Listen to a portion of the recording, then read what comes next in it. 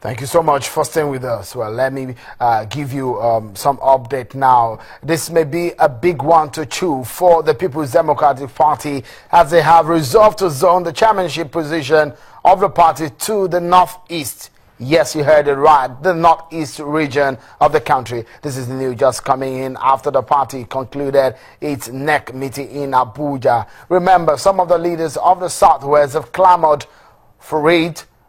The chairmanship position of the party this time. But with the ratification of the party's NEC, all may have been cast. Remember that the presidency in 2019 in the PDP has also been zoned to the north. We'll see just how that will pan out in the coming days. More reactions will, of course, will follow this particular move by the party. Well, let me quickly give you an update on the governor's stance on the issues of revenue allocation. They met yesterday and they've met with the president. They are meeting with the president, and here are some of the things the governors are asking for. One of it is a call for review of revenue formula. They're also asking for more revenue, much more than what the federal government is getting in the 100% outlook of the revenue accrued to the country. And they're also calling for 18 months moratorium on the bailout fund. Don't forget, twice now they've received funds. About 2/3 of the states of the federation cannot pay salaries, cannot run things. And they're also asking the federal government to refund states all outstanding monies owed and spent on federal projects. Well, this is what the president had said to them. The president had told them that the federal government will strive to make more funds available to the state by expediting action on refunds due to them for the maintenance of federal roads and other expenses incurred on behalf of the federal government. The president also said it will establish an interministerial committee to study a fiscal restructuring plan for the federation, which was presented to him by the governors. He also told them that committee will review the plan to improve the finances of state governments and make recommendations on how proposals in the plan should be dealt with by the presidency, the Federal Executive Council, and the National Assembly through legislation.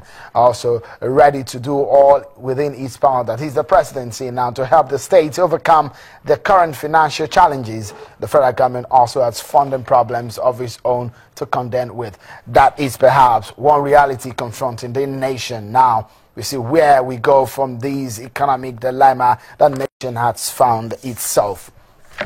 And now to the issue of election guidelines. INEC, after experimenting new rules in Bayelsa, Rivers, and also in the FCT, they've now decided to standardize those rules. Well, let me show you what some of these rules amount to. Some of them says that voting shall be by the continuous accreditation and voting system.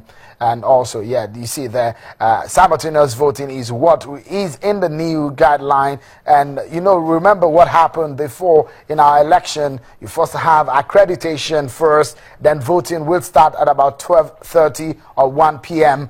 But this time around, accreditation and voting are at the same time. And also, in this new rule, there will be election will commence at 8 a.m. and end at 2 p.m. But before now, it was an accreditation commencing at 8 a.m. rather, then ends at 12 p.m. Voting will start just after the accreditation exercise. A few things that the commission has juggled here and there to make sure that they have smooth running of the election conduct in Nigeria. And now joining me to discuss these issues, the Director of Voter Education and Publicity at INEC, Mr. Oluwole Osaze-Uzzi, joins us from our Abuja studio. And also will be joining us on this conversation tonight is the National Coordinator of Election Monitor, Mr. Abiodun Ajijola. He joins us from Akure, the capital of Ondo State in Nigeria's southwest region. Look, let's start the conversation. And before I even ask you, Mr. Osaze-Uzzi, about the issue of the guidelines, there are a few elections that are now hanging. The dates for these elections are not discussed. We understand that the commission will be meeting today to decide dates for some of these elections, which includes the Okigwe election, the election in Kogi, some in Kogi, and others in Anambra State. Has the commission decided on those elections and new dates for them? Well, thank you for having me, Sean. Good evening. Well, the Commission is always in the process of meetings and considering and assessing and evaluating all that it does. And today, being a Thursday, the usual Commission meeting considered several issues. So I wasn't privileged to be in that meeting, but I know that the issue of going back to conduct or conclude some rerun elections that had not been done was discussed. But there are certain guides that have to be fulfilled, certain things have to be fulfilled first.